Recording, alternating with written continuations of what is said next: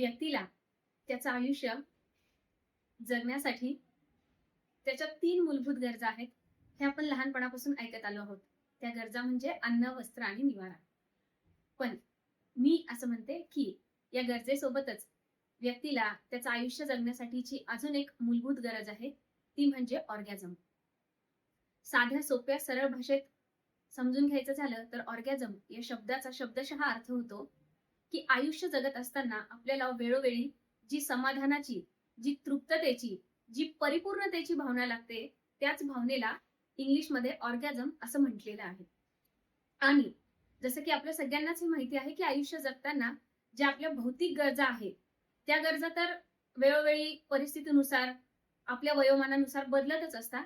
पण ही जी आपली मूलभूत गरज आहे, की माणसाच्या मनामध्ये समाधान असलं पाहिजे, तृप्तता असली पाहिजे आणि पूर्णता असली पाहिजे. या गरजा मात्र कायम कॉन्स्टंट राहतात, स्थिर राहतात. यामध्ये कधी कुठला बदल होत नाही. आणि म्हणूनच ही जी ऑर्गॅझम नामक गरज आहे किंवा आपलं मन हे नेहमी तृप्ततेने भरलेले असावं, पूर्णतेने भरलेलं असावं, समाधानाने भरलेलं असावं. फक्त मनच नाही तर आपल्या भावना, आपलं शरीर, आपली ऊर्जा या आपल्या अस्तित्वाचे असे हे 4ही घटक सुद्धा या ऑर्गॅझमच्या अ, तृप्ततेने किंवा ऑर्गॅझमच्या पूर्णतेने भरलेले असावे. म्हणून या संदर्भात आपण डिटेल माहिती बघत आहोत आणि आजपर्यंत आपण या संदर्भाने बरीच माहिती बघितलेली आहे. या संदर्भात मी काय-काय याचे इन्साइट्स तुम्हाला सांगितलेले आहेत, ते अजूनही तुम्ही ऐकले नसतील, तर आपल्या तत्वमसी या YouTube चॅनलवर ते सर्व व्हिडिओज अवेलेबल आहेत. ते सर्व व्हिडिओ सुद्धा तुम्ही सर्व जरूर एकदा बघा आणि हा विषय पूर्णपणे समजून घ्या. कारण आपल्याला वाटतो तेवढा साधा, सोपा, सहज हा विषय नाहीये. जसं आपण शाळा कॉलेजमध्ये असताना आपल्याला विविध विषय शिकवले जातात. अ, कारण का ते विषय आपल्याला आयुष्य जगत असताना पुढे चालून उपयोगी पडतील म्हणून आपल्याला ते विषय शिकवले जातात. तसंच आयुष्य जगत असताना आपल्या भौतिक गरजांसोबतच आपल्या अभौतिक गरजांची पूर्तता कशी करायची, हे मात्र दुर्दैवाने आपल्याला कुठल्याही शाळेत, कुठल्याही कॉलेजमध्ये शिकवलं जात नाही. आणि म्हणून प्रॅक्टिकॅलिटीमध्ये जेव्हा आपण आयुष्य जगायला लागतो, तर या भौतिक गरजांची किंवा इतर आपल्या ज्या गरजा आहेत त्याच्या पूर्णतेच्या दृष्टीने आपल्याला बरेच सोर्सेस मिळतात किंवा त्याची पूर्णता किंवा पूर्तता होण्याच्या दृष्टीने आपल्याला बरेच मार्ग दिसतात. पण ऑर्गॅझम सारखी ही आपली बेसिक गरज पूर्ण करण्यासाठी मात्र आपल्याला फार मार्ग आपल्या आसपास उपलब्ध दिसत नाहीत. आणि म्हणूनच मी या विषयावर थोडंसं जनजागृतीपर बोलायचं असं ठरवलं. तर माझा परिचय म्हणजे मी एक न्यूमरोलॉजिस्ट म्हणून लोकांना काउन्सिलिंग करते.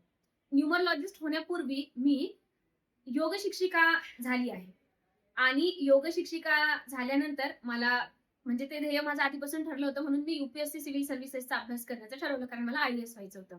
म्हणजे आधी मी योग शिक्षिका झाले, मग मी IAS परीक्षेचा अभ्यास केला आणि तेही माझ्याकडनं कंप्लीट नाही झालं म्हणून मग मी न्यूमरोलॉजी माझा इंटरेस्ट होता म्हणून न्यूमरोलॉजी शिकले. आणि हे सर्व शिकत असताना मला असं लक्षात आलं, की आपल्या या ज्या गरजा असतात, आयुष्याच्या ज्या प्रायोरिटीज असतात, हे वेळोवेळी बदलत असतात, की कधी आपल्याला IAS व्हायचं असतं, कधी आपल्याला योगा टीचर होऊन परदेशात जाऊन नोकरी करायची असते. अशा बऱ्याच आपल्या आयुष्यात जे आपले काय म्हणता येईल ना, अ, जे काय म्हणता येईल आयुष्याचे आपले ध्येय असतात, ते बदलत असतात. पण या ध्येयापर्यंत पोहोचण्यासाठीचा जो मार्ग असतो ना, त्या मार्गावर चालत असताना काही गोष्टी आपल्याला मिळणं खूप गरजेचं असतं. आणि त्यापैकीच या 3 गोष्टी म्हणजेच ऑर्गॅझमची भावना, म्हणजेच तृप्ततेची भावना, समाधानाची भावना, पूर्णतेची भावना आपल्याला वेळोवेळी जर का मिळत राहिली ना, तर आपला हा जो मार्ग आहे ना, आपल्या ध्येयापर्यंत चालण्याचा, तर तो सोपा सुखर होतो. आता प्रामुख्याने जेव्हा मी एक न्यूमरोलॉजिस्ट म्हणून काउन्सिलिंग करते, तेव्हा मला बऱ्याचदा असं लक्षात येतं, की माझ्याकडे कन्सल्टेशनला येणाऱ्या लोकांच्या आयुष्यात जे प्रॉब्लेम्स असतात, तसं बघायला गेलं तर हे प्रॉब्लेम्स काही खूप मोठे नसतात. बऱ्याचदा असं असतं, की खूप छोटे-छोटे काही प्रॉब्लेम्स असतात ते. आणि ते सॉल्व्ह केल्यावर त्यांच्या आयुष्यातल्या मोठ्या-मोठ्या गोष्टी सॉल्व्ह होणाऱ्या असतात. पण लोकांना हे कळतच नाही किंवा त्यांच्या आयुष्यात सगळं काही असतं. फक्त ते जे असतं ते थोडंसं अस्ताव्यस्त असतं. त्यांना थोडंसं कंपोज केलं, त्यांना थोडंसं ते काय म्हणता येईल ना, कमी-जास्त, कमी-जास्त असं त्यांचा व्यवस्थित सिक्वेन्स लावून ठेवला. जसं समजा आपल्या घराच्या किचनमध्ये समजा सगळ्या किराणाच्या वस्तू आपण भरून ठेवल्या आहेत. पण कमी वस्तू कुठे ठेवल्या, जास्त वस्तू कुठे ठेवल्या, त्याच्यापेक्षा जास्त कुठे ठेवल्या, असं जर आपण त्याला नीट मांडून ठेवलं, तर आपल्याला झोपेत जरी एखादी गोष्ट विचारली, तर आपण सांगू शकतो, की नाही ती ना त्या नाही त्या शेल्फमध्ये आहे. कारण की आपण त्याला ऑर्गनाइज केलेलं असतं, की छोट्या ज्या वस्तू आहेत त्या कुठे ठेवल्या, मग मोठ्या वस्तू कुठे ठेवल्या, मग त्याच्यापेक्षा मोठ्या कुठे ठेवल्या. तसंच आयुष्य जगत असताना ज्या आपल्या आत असणाऱ्या वेगवेगळ्या भावभावना आहेत, ज्या वेगवेगळ्या मग त्याला भावभावना असतील, अनुभव असतील, अनुभवातून आपण शिकलेले अनुभवाचे डोस असतील, नातलग असतील किंवा नातेसंबंध असतील, माणसं असतील, आपण कमावलेलं यश असतं, आपण गमावलेलं अपयश असतं. अशा आयुष्यात आपल्या छोट्या-मोठ्या खूप गोष्टींनी आपलं आयुष्य आपल्या आयुष्यात त्याला स्थान असतं. फक्त आपण या गोष्टी ना जागच्या जागी ठेवत नाही. त्याला कंपोज करत नाही. इकडची तिकडं, तिकडची इकडं, तिकडची तिकडं. असं आपण त्याला थोडंसं ते जर त्याचा पसारा पसरलेला असेल ना, तर आपल्याला कुठलीच गोष्ट वेळेवर सापडत नाही आणि मग या गोष्टी आपल्याला कामाला येत नाही. आणि म्हणूनच एक न्यूमरॉलॉजिस्ट म्हणून कन्सल्ट करत असताना मला हे लक्षात आलं, की अ, फक्त न्यूमरॉलॉजी तुमच्याबद्दल जसं आपण म्हणतो ना, की न्यूमरॉलॉजिस्टकडे लोक सहसा काय येतात तर लग्न कधी होईल, जॉब कधी लागेल, सरकारी नोकरी लागेल की बिझनेस करू की नोकरी करू, शेअर मार्केटमध्ये इन्व्हेस्ट करू का? वगैरे हे जे टिपिकल प्रश्न घेऊन माझ्याकडे लोक येतात, तेव्हा मला असं लक्षात आलं, की ठीक आहे न्यूमरॉलॉजी शास्त्र या सगळ्या गोष्टींचं, या प्रश्नांचं उत्तर तर देतच. नॉट ओन्ली न्यूमरॉलॉजी, पूर्णच ऑकल्ट सायन्स. मग त्याच्यात ज्योतिष असेल, टॅरो कार्ड असेल, बाकी पाल्मिस्ट्री असेल, फेस रीडिंग असेल, हे जे हस्ताक्षर असेल किंवा थंब प्रिंट असेल, तर हे जे असे वेगवेगळे ज्याला ऑकल्ट सायन्स आपण म्हणतो, तर हे ऑकल्ट सायन्स आपल्या आयुष्यातल्या वेगवेगळ्या प्रश्नांचं उत्तर द्यायला तर आपल्याला मदत करतच, पण ओव्हरऑल आयुष्य जगण्यासाठीचा जो दृष्टिकोन आहे ना, ते देण्यासाठी सुद्धा हे शास्त्र खूपच अचूकपणे आपली मदत करतं. आणि हे मी माझ्या स्वतःच्या अनुभवावरून खूप शिकले, की मी सुद्धा न्यूमरॉलॉजी शास्त्राकडे आकर्षित झाले होते. ते माझ्या आयुष्यातल्या काही प्रश्नांची उत्तरं मिळवण्यासाठीच, की हेच मी आयुष्यात समजा स्पर्धा परीक्षेत मला अपयश आलं, मग मी स्पर्धा परीक्षा अपयश आल्यावर पण कंटिन्यू करू का? अजून आयुष्याचा एखादा वर्ष त्याला वेळ देऊ का? की मग नको आता पुरे झालं, आता मी दुसरं काहीतरी करू, एखादा जॉब करू, की स्पर्धा परीक्षा सोडून देऊ, की मग बिझनेस करू, काय करू? असं माझ्या आयुष्याचे जेव्हा मला मूलभूत प्रश्न पडले होते करिअर संदर्भात, म्हणून मी न्यूमरॉलॉजी शास्त्राची मदत घेतली. पण हळू हे शास्त्र जेव्हा मी समजून घेत गेले, तेव्हा म्हणजे या शास्त्राचं जे ज्ञानाची खोली आहे, जी ज्ञानाची डेप्थ आहे, ती बघून मी अचंबित झाले, की हे शास्त्र माणसाला आयुष्यात किती काही द्यायला मदत करू शकतं. आणि म्हणूनच अजून ह्याचा डीप अभ्यास करत असताना त्याचबरोबर मला कारण का सायकॉलॉजी या विषयात पण इंटरेस्ट होता, की माणसं अशी का वागतात? त्यांच्या आयुष्यात काही माणसांना खूप दुःख होतं, काही मात्र दुःखात पण आनंदी असतात, काही मात्र आनंदात पण दुःखी असतात. हे नक्की काय लॉजिक आहे? असं खूप आयुष्यात जे जसं आपण म्हणतो ना, की म्हणजे जेव्हा आपण आयुष्यामध्ये काय म्हणता येईल त्याला अपयशी होतो, तेव्हा आपल्याला खूप प्रश्न पडतात, की असं का झालं? हे कशामुळे होतं? असं का होत असतं? काही लोकं अपयशी का होतात? काही यशस्वी का होतात? असे त्या काळात मला खूप प्रश्न पडले आणि समहाऊ मी न्यूमरॉलॉजीचा अभ्यास डीपमध्ये करत गेले आणि त्यावरून मला माझ्या आयुष्याच्या खूपशा प्रश्नांची उत्तरं या शास्त्रामुळे मिळायला मदत झाली. आणि म्हणूनच आज जेव्हा मी न्यूमरॉलॉजिस्ट म्हणून कन्सल्ट करते आहे, तेव्हा मला असं वाटलं, की आपण सोशल मीडियाच्या माध्यमातून आपलं हे ज्ञान जे आहे, आपल्या या ज्ञानाचे जे इन्साइट्स आहे, आपल्याला कळलेल्या ज्या काही अजून त्याच्यातल्या डीप गोष्टी आहेत, त्या आपण सर्वांशी शेअर केलं पाहिजे. मात्र न्यूमरॉलॉजी बद्दल सगळ्यांना माहिती सांगताना मी तो टिपिकल मार्ग निवडला नाही, की जसं कुठलाही न्यूमरॉलॉजिस्ट व्यक्ती किंवा ज्योतिषी व्यक्ती कशापासून सुरुवात करतो, तर न्यूमरॉलॉजीमध्ये काही 2-4 बेसिक संकल्पना आहेत, जसं की मूलांक आहे, भाग्यांक आहे, कुवा नंबर आहे, आणि त्याच्या जन्मतारखेतले काही मिसिंग नंबर आहेत, काही कार्मिक निगेटिव्ह नंबर आहेत. तर जनरली या शास्त्रांचा अभ्यास करून म्हणजे या गोष्टींबद्दल आपल्याला सोशल मीडियावर जास्त माहिती दिसते, की मुलांक पर्टिक्युलर 1 ते 9 पासूनचे मुलांक असे-असे प्रभाव टाकतात, भाग्यांक असे-असे प्रभाव टाकतात. तर हे सगळं. तर मला असं वाटलं, की नाही आपल्याला ते टिपिकल त्या रस्त्याने आपण सांगायला नको. त्याचं कारण असं असं आहे, की फक्त म्हणजे आपल्या आयुष्यावर परिणाम फक्त काही मुलांक, भाग्यांक करत नसतात. आपल्या आयुष्यावर आपलं संपूर्ण आयुष्य कशाच्या प्रभावाखाली असतं, तर ते आपल्या वृत्तींच्या प्रभावाखाली असतं. माणूस म्हणून काय वृत्ती आपल्यामध्ये आहेत आणि त्या वृत्ती कितपत आपल्यावर हावी आहेत म्हणजे त्या वृत्ती कितपत आपल्याला कंट्रोल करतात आणि त्या वृत्ती सकारात्मक आहेत की नकारात्मक आहेत.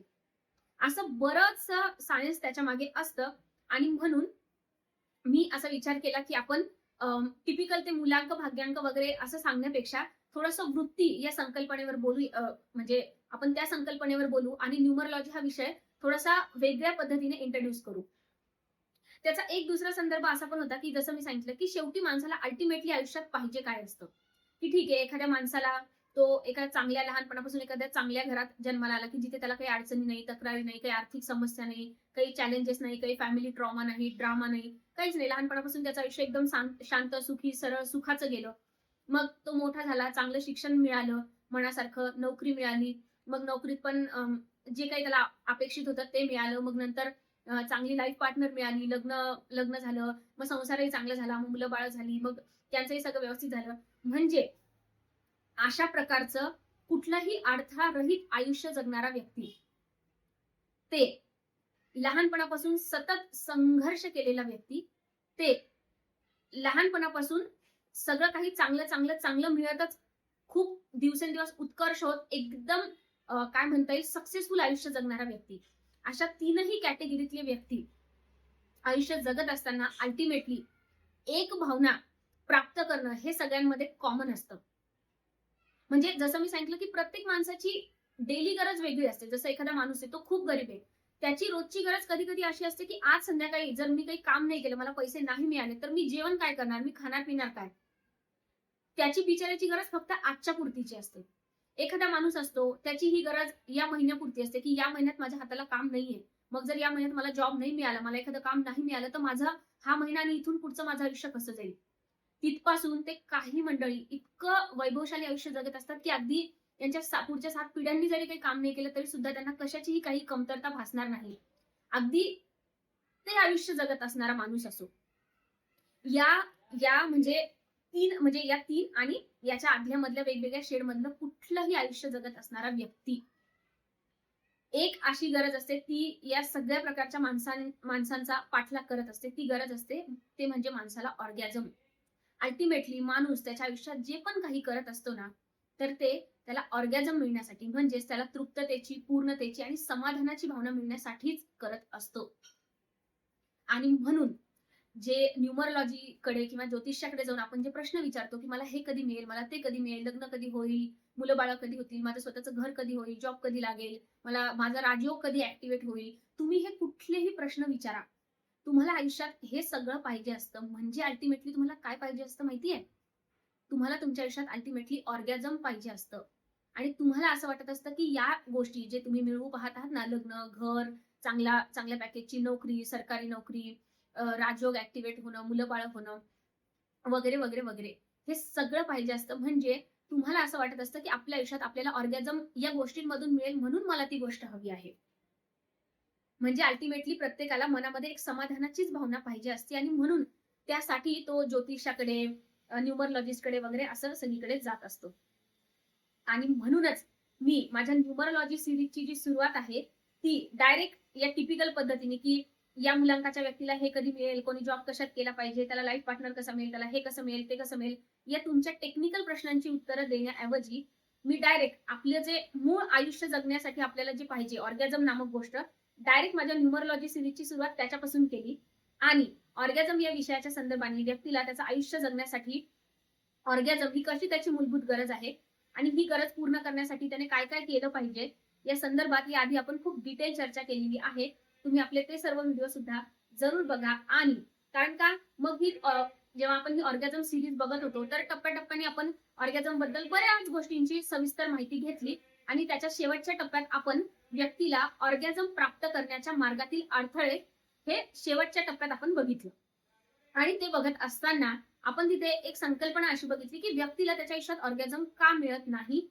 त्याचं कारण आहे, की व्यक्तीच्या आत, व्यक्तीच्या पर्सनॅलिटीमध्ये, त्याच्या मूळ स्वभावामध्ये काही वृत्ती असतात आणि त्या वृत्ती त्याचं आयुष्य कंट्रोल करत असतात आणि त्या वृत्ती त्याच्यामध्ये असल्यामुळे, त्या वृत्ती त्याच्या आयुष्यामध्ये मोठी भूमिका बजावत असल्याने तो व्यक्ती ऑर्गॅझम प्राप्त करू शकत नाही किंवा त्याला ऑर्गॅझम मिळण्यात खूप अडथळे येतात. आणि तेव्हाच मी हे सांगितलं होतं, की आपण भारतीय लोक खूप नशीबवान आहे, की आपल्या ऋषीमुनींना, आपल्या पूर्वजांना हे खूप आधीपासून माहिती होतं, की व्यक्तीला आयुष्य जगताना सगळ्यात जास्त गरजेचं आहे ते म्हणजे ऑर्गॅझम आणि हे ऑर्गॅझम दूर करण्यासाठी आपल्यामध्ये, आपल्या आत ज्या वृत्ती आहेत, त्या वृत्ती आपण कशा नष्ट केल्या पाहिजे, त्या वृत्ती आपण कशा दूर केल्या पाहिजे, यासाठी आपल्या या पूर्वजांनी विविध प्रकारचे शास्त्र आपल्याला सांगून ठेवले आहेत, की बाबांनो, या शास्त्राचा वापर करा. तुमचं आयुष्य जगत असताना तुम्हाला याची गरज पडेल. त्यामुळे या शास्त्राचा तुम्ही अभ्यास करा, या शास्त्राचं मार्गदर्शन तुम्ही घ्या आणि तुमचं आयुष्य इझी करा. आणि म्हणूनच हे जे ऑकल्टिझम नावाचं शास्त्र आपल्या भारतीय संस्कृतीत, परंपरेत, सभ्यतेत आपल्याला दिसतं ना, त्या शास्त्राचा उद्देशच हा आहे, की माणसाचं आयुष्य सोपं व्हावं, सुखी व्हावं, सुखकर व्हावं, कम्फर्टेबल व्हावं, त्याच्या आयुष्यात त्याला कमी अडचणी अडचणींना तोंड द्यावं लागावं, त्याच्या आयुष्यातल्या अडचणी पूर्णपणे नष्ट व्हाव्यात, हे सगळं त्याला मिळावं आणि लवकरात लवकर त्याने त्याच्या आयुष्यात त्याला जी काही पूर्णता हवी आहे, समाधान हवं आहे, तृप्तता हवी आहे, ती त्याला लवकरात लवकर प्राप्त व्हावी. त्याच्यापासून त्याने वंचित राहू नये. म्हणून हे सर्व शास्त्र आपल्या पूर्वजांनी निर्माण केलं आणि म्हणूनच आपण हे जे ऑकल्टिझमचं शास्त्र आहे, ऑकल्टिझम म्हणजेच ज्याला आपण रहस्यमयी किंवा गूढ शास्त्र किंवा गुप्त शास्त्र असं म्हणतो. तर हे ऑकल्ट सायन्स आपण या ऑर्गॅझम सिरीजच्या निमित्ताने समजून घेणार आहोत. रादर हे हे ऑकल्टिझमचं शास्त्र आपल्याला समजून घ्यायचं होतं. म्हणूनच आधी आपण ऑर्गॅझम हा टॉपिक सविस्तरपणे समजून घेतला आणि आता आपण आपला मुख्य या व्हिडिओ आणि इथून पुढच्या व्हिडिओमध्ये आपण हा ऑकल्टिझमचं हे जे शास्त्र आहे हे समजून घेणार आहोत. So stay tuned.